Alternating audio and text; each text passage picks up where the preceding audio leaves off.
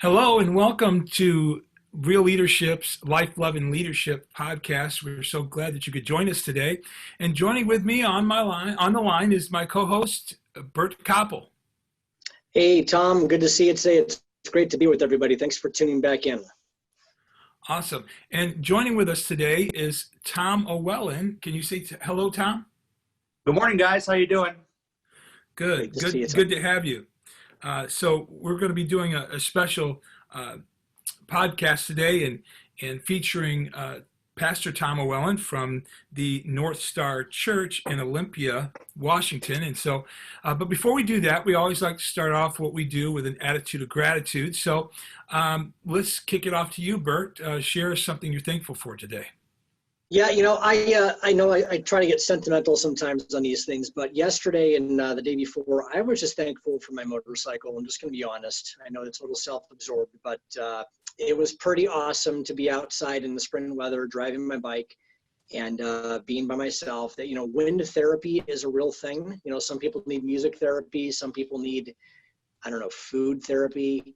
But there's something pretty special when you crawl onto a bike and just let it rip. And that's what I did the last couple of days. It's been awesome. So I'm thankful for that opportunity to have that opportunity. How about you, Tom? Tom Ouweleen, what are you thankful for today? Honestly, one of the biggest things, I know it's going to sound crazy silly, but I'm thankful that my wife knows how to cut hair. Awesome. I'm telling you, when all this started, and the first thing that shut down was hair places, you know what I mean? So thankfully, my wife got me looking somewhat less crazy over the past couple of days. So I'm thankful for that. That's awesome. That's great. Awesome. I'm thankful for the legacy my mom and dad left me. They were such wonderful people and had such a heart for people. And they just lived role model life in front of me, and I'm very appreciative of that legacy. So, well, here we are. We just did a series recently featuring restaurants and how they were dealing with what's been going on with this COVID-19 and the coronavirus and the lockdown and all of this kind of stuff. And so we wanted to take a turn and kind of address some of the issues going on with pastors and churches for the next couple of episodes. So featured with us today is, as I said, Pastor Tom Ouweleen. He is pastor of the Northstar Church in Olympia, Washington. And so, Tom, welcome again. And tell us a little background of yourself. Who are you and what are you up to these days? Well, I was raised in Michigan most of my life since being a child. I got into the ministry when I was 19 years old, so I guess I've been doing it 33 years now. You can do your own math. And recently, in the past year, God moved my family and I from Michigan to the state of Washington to a little town called Tumwater, which is where actually the church is located, in Tumwater. And everybody here kind of calls Tumwater and Olympia the same thing because Olympia is the state capital and it's all kind of one big area. We live in Olympia. And so we recently came into the Church of God, which is the Cleveland, Tennessee Church of God, and came and started pastoring this church. And it has been quite an adventure. Come to Washington, get locked down. Well, tell us really quick about when did you become pastor there of Northstar? That would be July of last year. Oh, it's almost been a year. New pastor. Yeah. I mean, new pastor here at Northstar. So you've been a pastor for several years, but yeah, I was 22 years at my last church. Wow, just 22 years. Yeah, just 22. Yeah. All right. And then, so July of 2019, you started at Northstar, and it's kind of reminding me with the interview we did of who was it? Bert in Florida, the restaurant. John Martineau. Yeah, John Martineau, and they just went there to start a restaurant, and then what was it? A hurricane, Bert? Yeah, Hurricane Michael came through. Yeah. And so that kind of affected their dreams and their plans. But if you would, Tom, tell us how has this COVID-19 lockdown affected your church? Actually, it's affected our church in some of the most amazingly positive ways that I would have never expected, to be honest with you. When a new pastor comes into a church, there's always going to be a time of transition and adjustment. And I don't care who you are, what church you're at, there's going to be people who are going to really connect with the new pastor, and there are going to be people who won't, And so there's always some transition and turnover and change. And a lot of that can be very stressful, and it can really create a situation where things seem very unstable. Then comes this COVID-19 thing. And to be honest with you, it has been a kind of a galvanizing force with the church.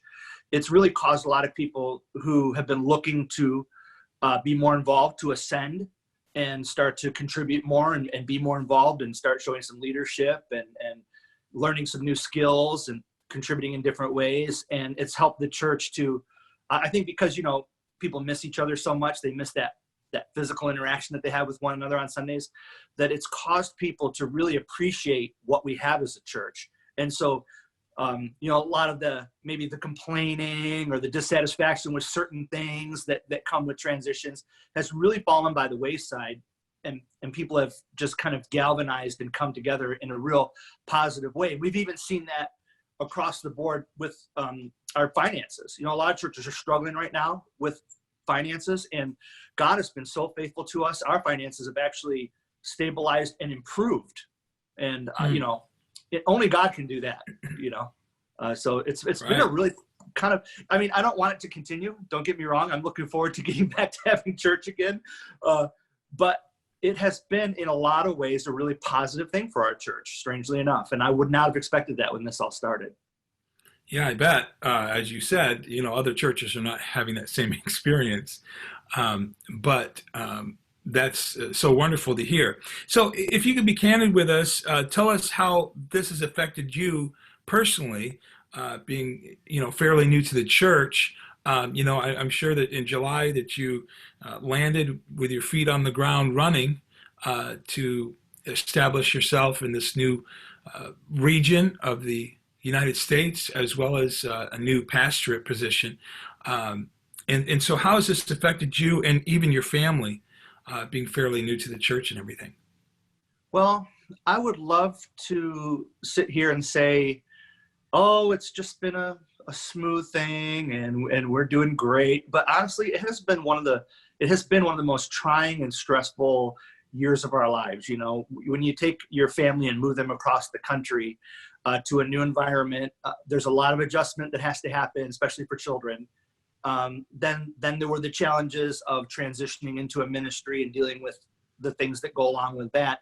And then on the heels of that, all of a sudden, this whole lockdown thing happens, and it's been a lot of togetherness, and so right. You've got people who are already struggling a little bit with stress, and then you kind of confine them together.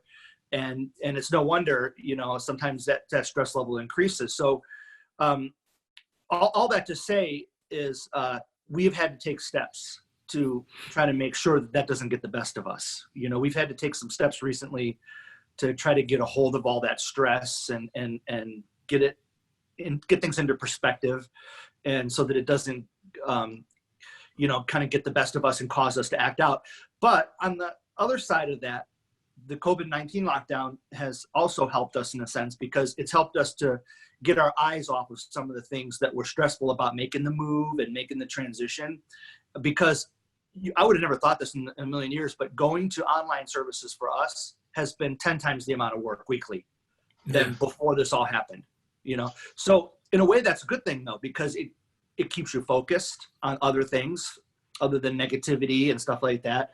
And it keeps you very busy, which can be a good thing, So there's kind of some things on both sides of the coin there, but overall, almost a year into it, we're doing pretty well. The kids have made the adjustment. They're starting to show signs of being relatively happy here and enjoying the environment. It's beautiful here in Washington. We see mountains every day, and it's just gorgeous. The people are a little weird. It takes a little getting used to the West Coasty kind of culture, But all in all, it's been a very positive, good thing for our family, and we're just excited about what's going to be happening here soon. That's Tom, wonderful. Go ahead. I'm sorry. Go ahead, Bert.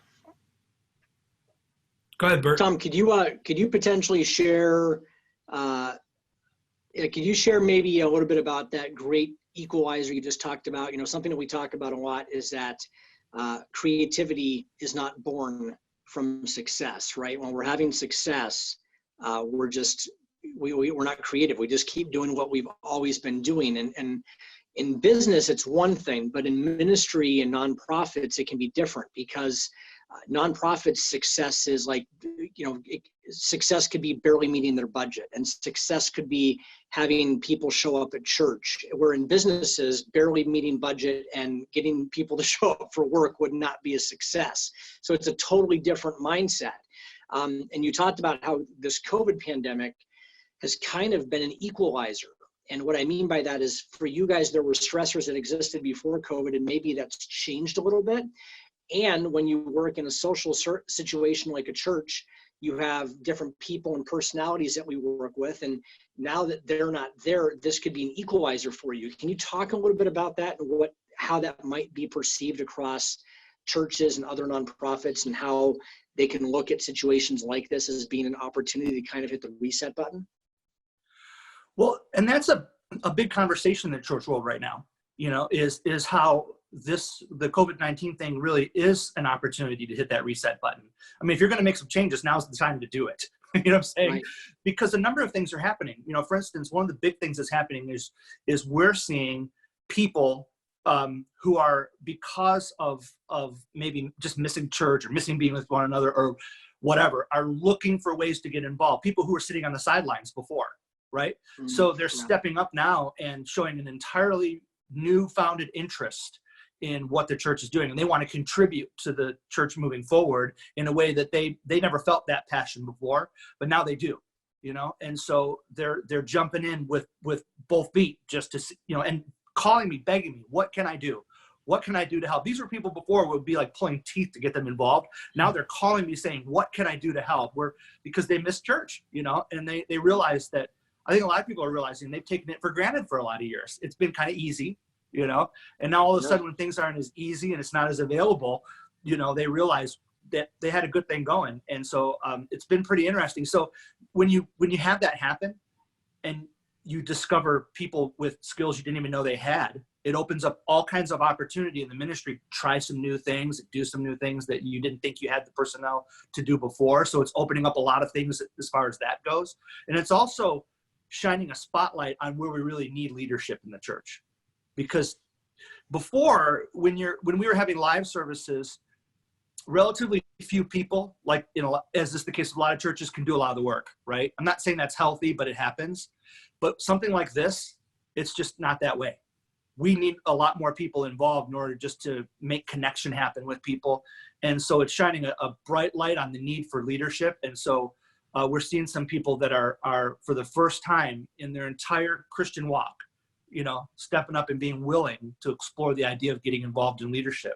And that's exciting because, you'll never move beyond that kind of small to mid-sized church if you can't expand your leadership base. And so we're starting to see that happen right now as a result of all this. And it's happening kind of organically. I haven't had to force it, which has been really a lot of fun. That's awesome. I'm not sure if I'm hitting on what you were asking.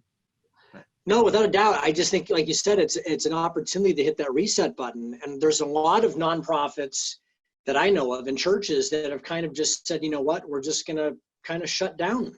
And they looked at this as not as an opportunity to reset, but almost like a time to regress. And so you either have to push through and get creative during tough times or not.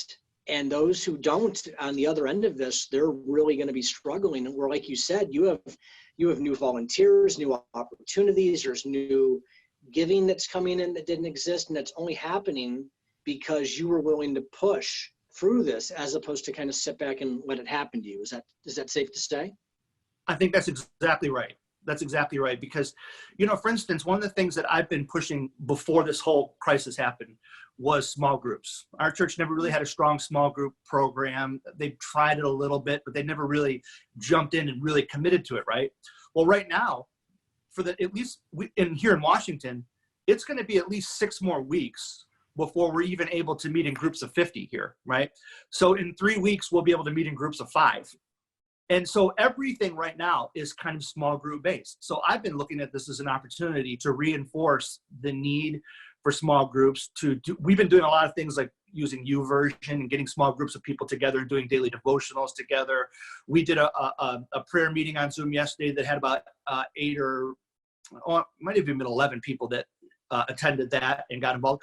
But we're starting to see like all of this small group stuff kind of starting to develop on its own, and, which is great because I've been pushing that agenda for quite a long time. And so when I'm looking at right now, when we come back out of this whole crisis, right, we talk about the opportunity to hit the reset button and make some kind of changes that we are going to go full bore into small groups as soon as this thing is over. We're going to make some major changes to our weekly schedule to allow for small groups. And we're just going to make that commitment to it because I think people will be at that point primed and ready for it because they've been experiencing small group church now for months, throughout this whole thing, by the time that all happens. So I just see it as the perfect opportunity. So I don't want to waste that opportunity and just sit back on my heels and hope that we just get back to normal. I don't want to get back to normal. I want to get back to better. Is sort of the mantra that I've been pushing with our church. Let's not be normal when this is over. Let's be better. That's awesome. Yeah, I like that. Let's get back to better. Yeah. That might be the new slogan for your church. Could be. Let's get back to. So tell us about your church real quick. Give us a little background on your church and what it's like. Well, we're part of the Church of God, so we're a Pentecostal church in a Pentecostal denomination. But we're definitely more, I would say, modern leaning. I don't know if that's really a good term to use, but we're kind of modern leaning in the sense that we're not very traditional. The church did have some of that before I came, and I've been working hard to make some adjustments kind of to the culture and whatnot to try to be a little more appealing to folks who are unchurched, especially here on the West Coast. This is the most unchurched part of the country. And there's a lot of resistance to the gospel, a lot of resistance to the church. So I think it's really important for the church to have real answers to real issues, to be dealing with real things, not just living in our Christian bubble, and also being as relevant as we can be culturally, which is interesting here because the culture is so different here on the West Coast than what I'm used to in the East. But we're learning it, every day, and we're experiencing it and growing in it and starting to get a handle on how to have church make sense to folks out here.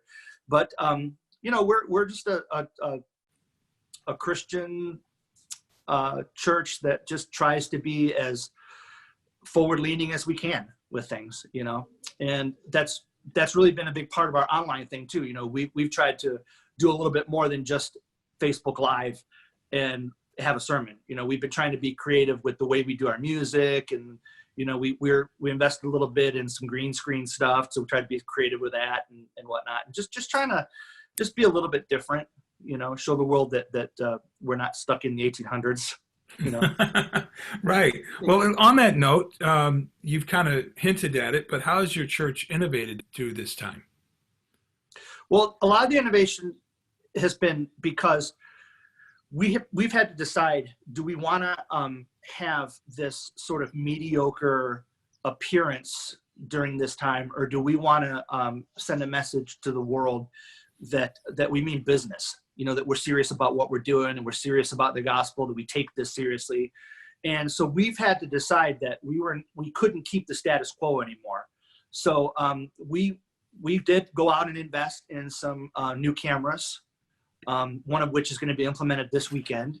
And we invested in some new lighting.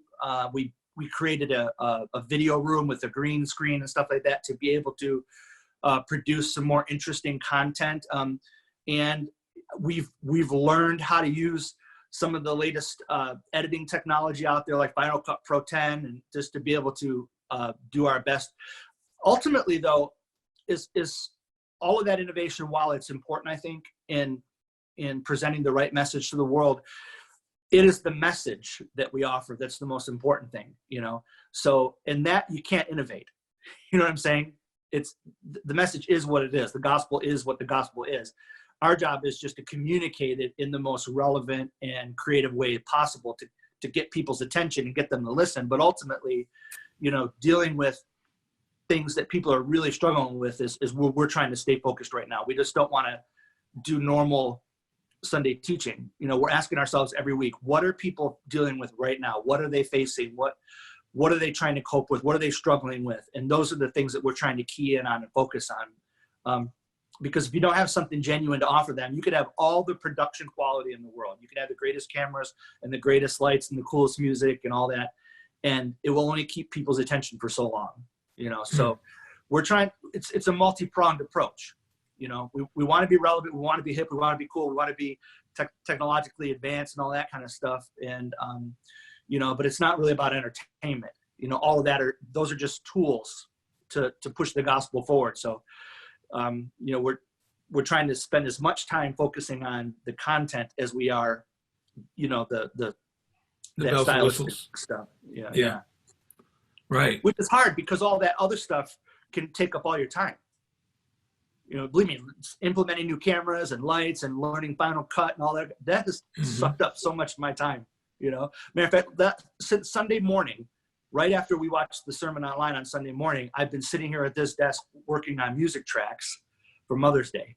That's all I've been doing night and day. I mean, it can take up a lot of your time, you know, so it's been a struggle to find some balance there, you know, between dealing with all that stuff because you got to do it, you know, and still making sure that you've got your finger on the pulse of the community and understanding what it is they need. That's good. Go ahead, Bert. Yeah, question for you. Often, you know, in the other interviews we've done so far through this put your dream to the test type thing, we've talked to other business owners who had a dream and built their business upon it. Obviously, from a pastoral perspective, you have a dream, right, as a pastor, but when you show up at a new church, that was someone else's church and operating under someone else's dream, that can be challenging, right? So talk us through what it was like when you first, you know, came to your church, you know, just over a year ago. What was that like trying to implement your dream and to match your dream and to vertically align, you know, the goals and dreams of your people and what you felt God was calling you to do?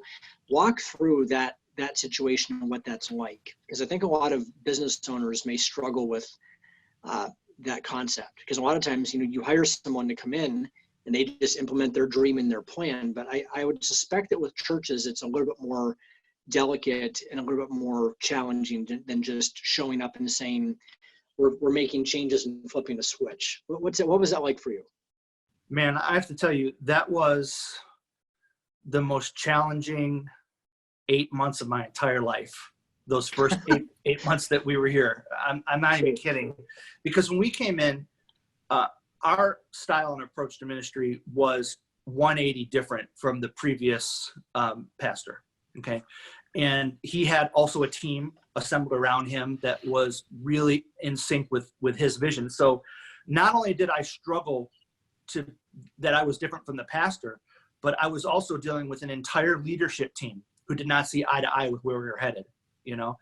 And so, you know, I got a lot of counsel about it when we first started because it was really tricky at first. We had some people who immediately, I would say almost the entire leadership core of the church immediately when we first came here did not resonate with where we were headed, you know? And so we tried to point them to the things that we had in common, right? The commonalities of the gospel, the commonalities in our mission and what church is supposed to be all about, and stay focused as much as we could on that kind of stuff. But there were a lot of folks who could not overcome the differences in style, the differences in approach, the differences in personality. I mean, those three things right there created for us a situation where we essentially in the first 8 months had a complete turnover of leadership at the church. And I really struggled with that because at first I saw that as a huge leadership failure on my part. I said, what am I doing wrong that all these people can't get on board?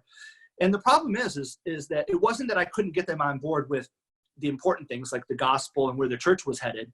It's just that they were married and committed to the vision of the last pastor, the style of the last pastor, and the personality of the last pastor.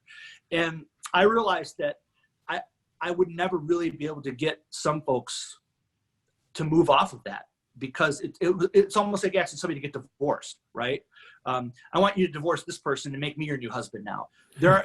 It's just not going to work for a lot of people. And, you know, I had to come to grips with that. You know, I had to get over this whole, like, oh, I'm a failure, I've caused these people to leave and all that other kind of stuff. I had to get over that and realize that it's not even fair to ask people to make that kind of a change. You just have to accept that when new leadership comes in, there is going to be some turnover. And I talked about that with our regional bishop. I talked about that with some other church leaders in the area and got advice. And that's the same thing that everybody said across the board is that you have to accept there's going to be turnover. You can't think that you're Superman, you're going to come in, everybody's going to love you the way they love the other pastor. It doesn't work that way. That's not real life. It's not realistic, you know? And that was hard. I mean, that was really hard for us. We felt like we came in and hurt the church more than we're helping the church, you know? But then when you fast forward, you look back a year later and you realize there were people who were waiting in the wings that never felt that they were wanted, needed, or could be used. They were wanted and needed, but they just didn't really resonate with the leadership of the past, right? But they resonated with us. And now they're ascending and they're getting involved and they're finding a place to fit in and stuff like that. And so you look at all that and you realize, had we not come, none of that would have happened. These people would still be sitting on the sidelines, completely dissatisfied and completely unhappy. So we see now, oh, God's really used us to do some pretty awesome things. We just had to get through that really ugly time. You know, the bishop that I kept dealing with here kept saying, get through the storm, just get through the storm. That's what he kept calling it. He kept calling it the storm. And he was right, because that's what it felt like. We're constantly embattled with people, like, over the silliest things, you know, like, but when you get at the heart of what was really going on, it's they were married to the old pastor. They were married to his vision. They were married to his personality. You can't expect people to just undo that, you know? So I think I've learned some valuable lessons that I would take with me if I were to ever make a transition. Hopefully I won't, but if I ever were to make a transition like this again, you know, although I can't honestly say I would do things differently, you know, because you have to be you. You've got to go with, in church life, we say you've got to go with what God has given you, what God has told you. You've got to go with that, you know. My first sermon here was all about not trying to walk in the last pastor's shoes, you know, and how you can't expect me to walk in his shoes. I've got my own shoes, you know, and, you know, there were some folks who understood that, and then there were some folks who didn't, and that's just the way it goes, you know. But all in all, coming out on the other side of it, you know, hindsight's always 20/20 and whatnot, but, you know, coming out on the other side of it, we see the good things that God has done in it, and we're excited now because we see it's only up from here, you know what I mean? That's awesome, man. You know, one more question for me, and then Tom, I know you have a few more for Tom as well, but, you know, in the last chapter of John Maxwell's book, we're talking about the importance of surrounding yourself with the right people, right? And so obviously, when you have your own dream, you need to surround yourself with people who are going to speak up to your dream, rise to your dream, encourage you to go after your dream.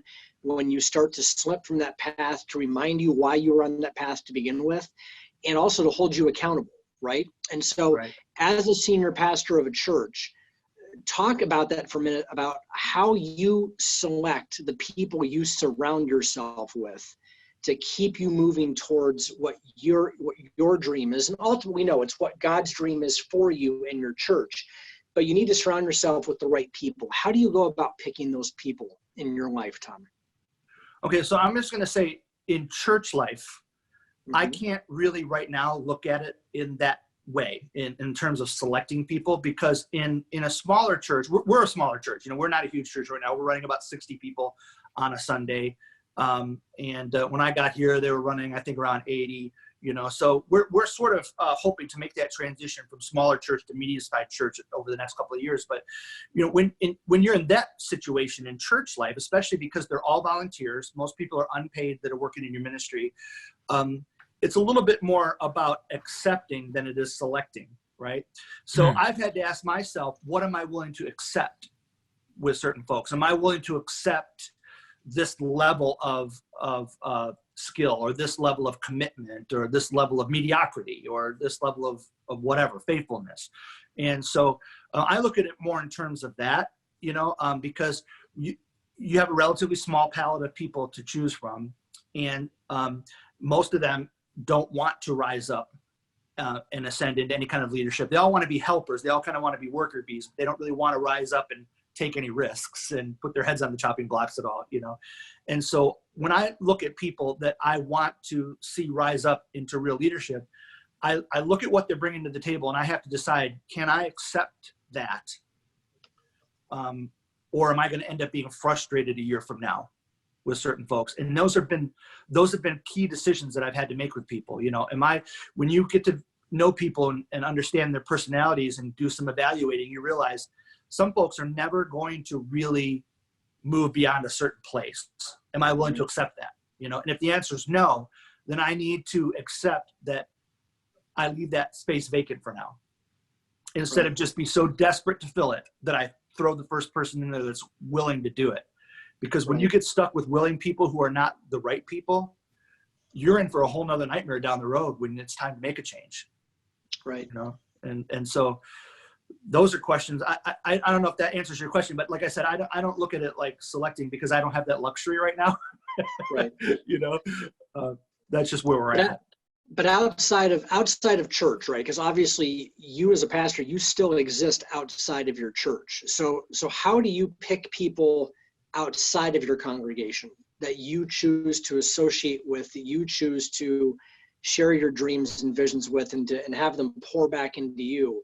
Why is that important? Because and again, we're all pastors on this call today. So I heard a really wise pastor one time tell me that sometimes shepherds, they need to get away from the flock because they start to smell like the sheep. And that's not a knock on people that go to church. It just means that sometimes you have to have other people to build you up and encourage you. So what do you do, or who do you surround yourself with outside of church that pour into you? Well, so it's been interesting since I've been here, because I don't know anybody, and so to try to find those people has been a much bigger challenge. Now, when I was back in Michigan, I tried to spend all of my social time with people that I felt were on the same page with me, just when it comes to life, not even necessarily ministry. Some of my best friends in ministry don't do things the way I do them. They don't necessarily see ministry the way I see it, but they see life the same way. They're people that we have shared values, right?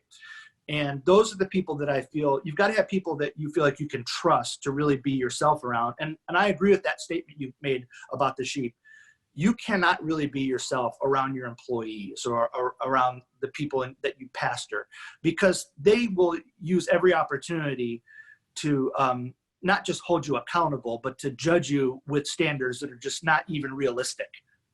Standards that they would never even hold their own families to, but they'll hold you to, because the Bible says we're supposed to be above reproach and we're supposed to be held to a higher account, and they like to use those scriptures like weapons to try to beat you down.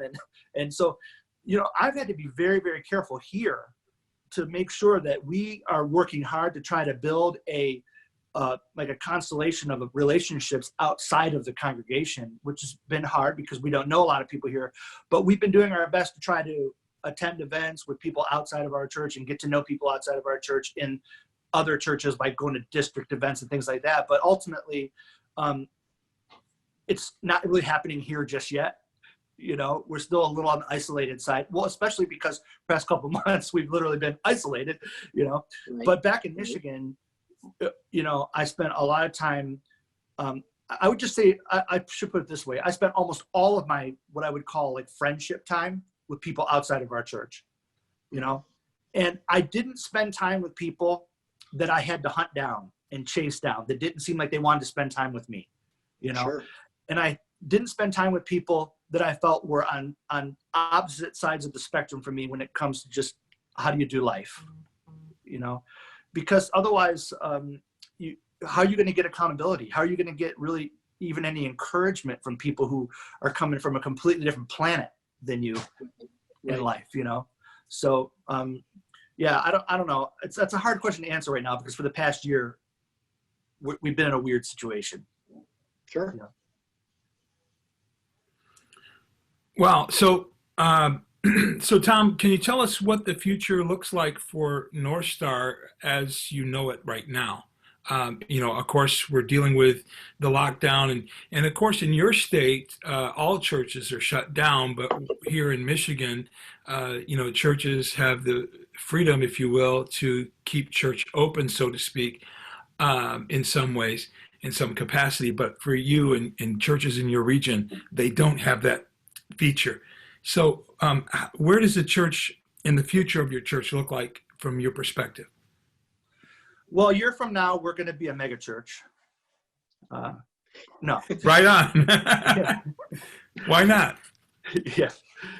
I am actually sensing a swell of excitement from people at the church. I hear people saying like they believe that this lockdown is really going to usher in some renewal in the church, maybe because people realized they were taking it for granted or because they just miss it, whatever the reason is, or because when people are desperate, they tend to seek the Lord, for whatever the reasons are going to be. There seems to be a general consensus, at least here with people that I talk with, that they believe that there's going to be a kind of a coming back to the church and a period of growth and renewal that's going to happen when this lockdown is over. What I would say is if you're not experiencing that now as a church, I don't know if you're going to be experiencing it later as a church. I'm a little bit skeptical of that in the sense that I don't think it's wise to just sit on our laurels right now and do nothing, hoping that when this is all done, people are just going to flock back to church. And that's because of something that I don't know if you know who Kerry Newolf is, but he's a church leadership guy as well. And one of the things that he's been talking a lot about is that the old paradigm was that attendance would drive engagement. The old, if you build it, they will come. They'll come to church, and then they'll naturally get grafted in and get engaged in the mission of the church. Well, that paradigm is kind of shifted now. You've got to engage people before they're even going to attend. 99% of the people who've come to visit your church have checked you out online first. That wasn't the case 20 years ago. And so you got to engage people right now. So if you're not involved in engaging people right now, I don't know if you're going to have a sudden flocking of people to your church when this is all over. And I could be wrong, but I would agree that I think the paradigm has kind of shifted. So that's why we're focusing right now on engagement. Everything that we do right now, we're even doing things like having Zoom game nights, get on Zoom together as a church and play a game of Family Feud, just to keep people involved, keep them engaged, keep them seeing each other's faces and hearing each other's voices, getting people involved in the mission, getting people involved in ministry with some projects that we have started to meet the needs of the community and stuff like that. Because I feel like you've got to keep them engaged. Otherwise, when this thing is all over with, there might be some people who are like, I've been fine without church for the last 3 months. Why do I need to go? Right. They're almost used to it, So for us, at least it's my hope that we're going to see an increase, that we're going to see some renewal in the church. So I'm excited because more than any time since I've come, I feel like I've got a real groundswell of support from people in the church who are starting to get it. They understand where I'm coming from. They understand the vision that I've been laying out. They understand where God's taking us, and they're excited about it. So I'm excited. I almost don't look at any of this like a bad thing right now. It's just part of the process. God is doing his thing. And That's awesome. So I'm excited about it. Am I frustrated at some elements about not being able to go back to having church? Well, yeah, of course I am. But I'm trying to stay focused on God. What are you doing through all this? And let's just stay on board with that, because if I do, we're going to stay in sync, And that's where I want to be at the end of this. I want to be in sync with what God's doing in the church. I don't want to be like, I don't want to have missed it because I spent the last 3 months being frustrated and angry. I'd rather stay focused on the mission. And I think that's infectious. I think that's what people need, and it seems to be helping. So that's where I see our church going. I see us becoming just retooled, retuned, refocused, and in a lot of senses renewed. That's I gave great. you 4 reads in that sentence. There you go. Yeah, there was. That'll preach on Sunday, That's won't certain it? material right there. That's great. Well, just on a lighter side of things, you mentioned making music tracks. I'm assuming that you're playing music as well on these tracks, or what are you Yeah. doing? Well, right now here in Washington, we don't have the option to get people together. It's illegal, so I can't get the band together. Plus, we've got some people in our band who just don't want to. They're worried about getting the virus and stuff like that. So they're on the cautious side of the spectrum, which is fine. So we've had to get creative with the way we're doing music. So every week it's something different. Last week I played keyboard in the background and had a person sing. I recorded them over a green screen and came up with it. But we thought that was a little bit boring. So what we're doing this week is we're actually going to do, I don't know if you've ever heard of Worship Mob, but if you check Worship Mob out on YouTube, they're a bunch of worship that's done kind of in studio, kind of the way American Idol's doing things right now. And you and I were talking about that the other day about how American Idol's kind of go into people's homes and they're doing their bit from their house. And so what we're going to do this week is I've recorded background tracks where I've played the instruments on them. And then I'm going to bring in singers one at a time and do camera shoots with them while they're singing their part. And then we're going to edit it all together to be kind of like a studio home worship collaboration kind of a thing. Yeah. We're going to try that this week and see how it goes. And then in 2 weeks, we're going to resume having socially distanced band practices. And then we're going to go to recording the whole band and then eventually doing live services again. So we've sort of got a progression of things that we're going to do. So yeah, right now I've been sitting here at this computer for the last 3 days recording tracks. So, awesome. Very cool, man.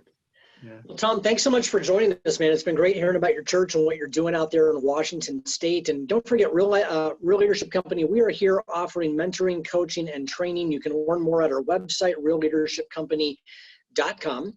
Also, if you're looking for all of our past interviews, our content, the sessions we've been teaching, the mastermind groups, you can click on the Unstuck University link that is there, and also check out our YouTube channel for all of those sessions provided to everyone as well. But again, business coaching, mentoring, training, virtual mastermind groups, everything's available there, as well as the iCoach Coach Me app, which will be launching here in about 2 months, helping people to do formal coaching sessions with employees and the people that they work with so that they can do a better job from an HR perspective. So we're really excited about that. But join us this coming Saturday is our next mastermind group as we continue to work through John Maxwell's book, Put Your Dream to the Test. And as always, you can find more information about our company on our website or on our Facebook page, facebook.com/Real Leadership Company. Tom, it's been awesome this week. And Tom, thank you so much for sharing about your church and just some of the struggles and the creativity that you've been able to push through with COVID-19 and also just becoming a new pastor at an existing church. We really do appreciate your insight this week. Well, I appreciate it. Thanks for having me, guys. It was a joy to be here. Awesome. So we thank all of you for joining us and for being a part of this Real Leadership podcast today, and look forward to more that's going to become to you as we interview more people and we continue to put our dreams to the test. Thank you for joining us. Take care.